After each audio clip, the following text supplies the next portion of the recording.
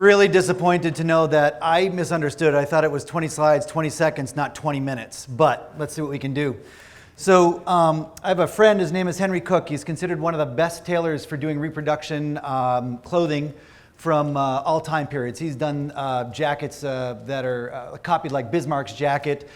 This is actually original clothing from 1770s. He's done John Hancock's jackets, all reproduction jackets that sit in museums because the real stuff they can't have sitting out. He came to me with an issue. He had some cut steel buttons that he needed reproduced. And I said, okay, well, yeah, we'll fire up the CNC machine, we'll engrave these by hand, and we'll do a bunch of things.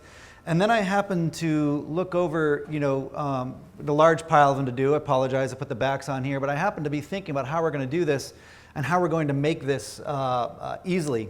So as I said, we're thinking CNC machines because we had to make about 85 buttons, a whole big pile of them. There they are with the backs on them.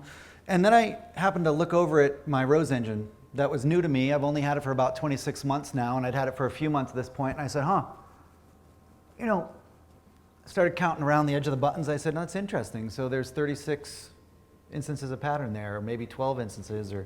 So I got some brass 5C collets. We machined them so we could hold the rings on them. Figured out what rosette I needed.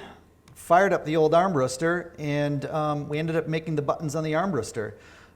For the outside edge, this is sort of a little time lapse here of me feeding and do some of the cutting on the smaller buttons. For the outside, actually I worked that fast, as you can see with this presentation. So on the outside edge, we actually cut around on the outside edge. And then what we did is I was thinking about how we're going to do those centers, and then I remembered that this machine actually pumps also and doesn't just rock. Sometimes I'm a little slow in the shop. So what we did is we set it up to pump. We ended up cutting the insides, and I actually finally made money on a project for once in my shop. That was a short, fast project. So we ended up using the Rose engine to cut these, and they came out perfectly. And we started to really study the old buttons and started to look at them. And I can't say that they were made on a Rose engine exactly, but they must have had a machine that worked fairly similarly to a Rose engine to cut these steel buttons. There's a pile of them getting ready to go. Last step was to make them look pretty.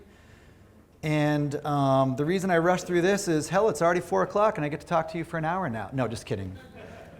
But they came out pretty well, so I'm done.